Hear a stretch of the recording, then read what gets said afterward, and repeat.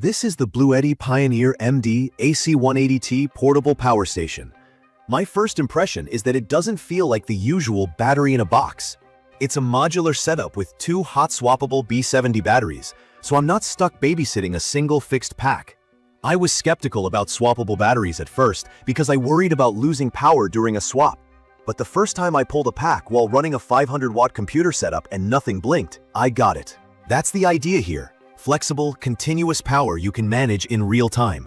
The body feels like a tool you can actually use, not a coffee table gadget.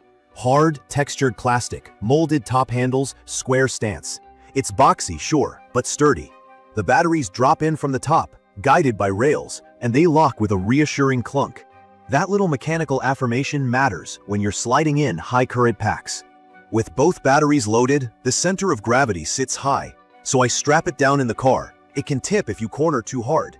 The front display is simple and readable indoors, and the buttons are tactile. Outside, the screen is glossy and can wash out under direct sun, so I often shade it with my hand to check watts in and out. I wish it had a built-in LED light for night setups, but it doesn't. Size-wise, it's compact enough for a trunk, but not really a throw-it-in-your-backpack kind of thing. The modular design does help with carrying. I haul the chassis separately from the batteries, and that's easier on my back than one 60-plus pound brick. Setup was quick. I seated the two B70 batteries, powered on, and paired the app over Bluetooth with zero friction.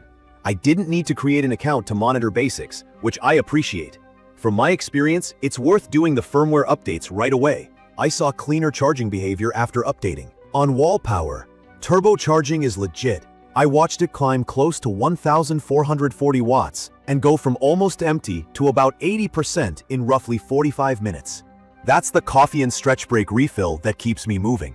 It does get loud while doing this. The fans spin up like a small hairdryer. The silent charge mode in the app tones the fans down, but it slows charging to roughly a third of the speed. I use silent at night and turbo in the day. Solar input is rated up to 500 watts with MPPT, which basically means it actively hunts for the best voltage and current to squeeze the most power out of your panels. With a 200-watt panel in good sun, I usually see around 150 to 160 watts, which is realistic. I've also run two panels and gotten solid midday numbers. One quirk I ran into: if I leave it off overnight with the panels connected, it doesn't always wake itself up when the sun returns. Unplugging and replugging the panel kicks it back. Not a deal breaker, just something I watch for. Car charging from a 12-volt socket sits near 100 watts. That's a top-up while driving option, not a fast fill.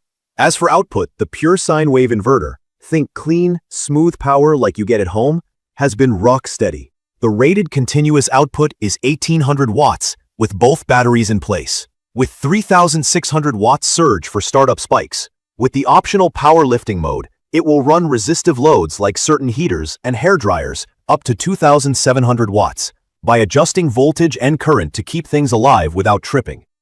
When I pull one battery during a swap, it drops to around 1,200 watts continuous, so I keep that in mind and adjust loads if I'm mid-swap.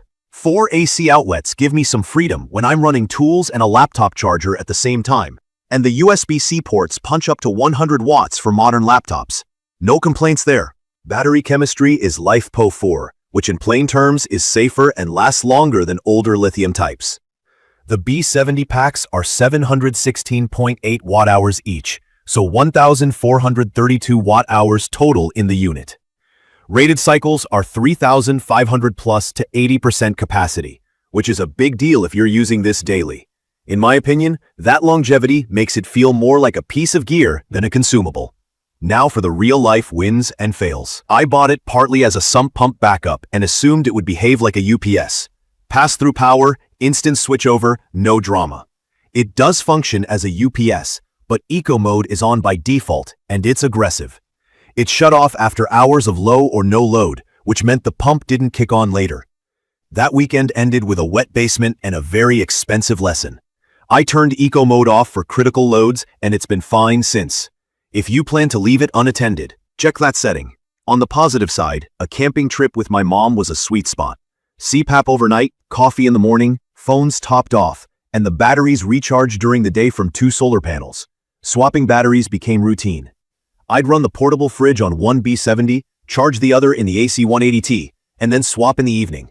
That rhythm gave me near continuous refrigeration without building a wired van system. The only headache was the fan noise in a small van at night. I solved it with a simple sound-baffled cabinet and by using silent charging mode when I needed a quiet cabin. For job site use, it's been reliable. I've charged tool batteries all day, and the pure sine wave output means my laptop doesn't hum or get hot. The glare on the display is the only annoyance in midday sun. On standby, it consumes a measurable amount of power with the inverter on, even if nothing's plugged in. So for light loads, I either use DC ports where possible or shut AC off between tasks. Key features that matter to me boil down to swappable batteries, fast AC charging, stable 1800-watt output with generous surge, and real solar headroom. The swap system isn't a gimmick. Being able to lift a battery, click in a fresh one, and keep working without finding a wall outlet changes how I use it on trips and in the field. The 0 to 80% in about 45 minutes on wall power minimizes downtime. The inverter's power lifting mode saved me from overload trips with a stubborn space heater. The Life PO4 packs give me the confidence to cycle this hard for years, and if capacity fades one day, I can restore the system by replacing batteries instead of the whole unit. The app is also where it shines. Toggling eco mode, switching charge profiles, and keeping an eye on input and output without crouching over the screen makes day-to-day use smoother. It's not perfect. The fans can be loud and sometimes spin up for brief low loads, which is jarring in a quiet room or tent. The display is hard to read in bright sun. The chassis is compact but still bulky for tight packing, and there's no built-in light. Eco mode needs attention before you trust this with intermittent loads. But the core promise, portable, reliable power with near unlimited runtime if you manage batteries and charging, delivers. From my experience, it's perfect for camping, overlanding, van life, and field work where you value that hot swap flexibility and fast refills. I ran a 1500-watt kettle without sag, kept a CPAP humming overnight, and powered a desktop setup while swapping batteries midstream. If you're a homeowner looking for a silent, set-and-forget bedroom backup, the fan profile might bother you unless you tuck it away, and you'll want to dial in settings before leaving it to guard critical appliances. I'd recommend this for people who don't mind being hands-on with their power plan and want gear that scales with them. Add more B70 packs, add more solar, keep going. In conclusion, the BLUETTI Pioneer MD AC180T takes the portable power station idea and makes it flexible. The modular batteries, 1,800-watt pure sine wave output with 3,600 watts surge, quick 0 to 80% wall charging, and solid 500-watt solar input make it a reliable hub for both daily use and emergencies. The trade-offs are mostly about noise and interface polish, not performance. In my opinion, that's a fair exchange for safety, longevity, and the freedom to run as long as I can keep feeding it charged packs or sunlight. Check the comments of this video for a link to see the current pricing of the BLUETTI Pioneer MD portable power station. Thank you for watching.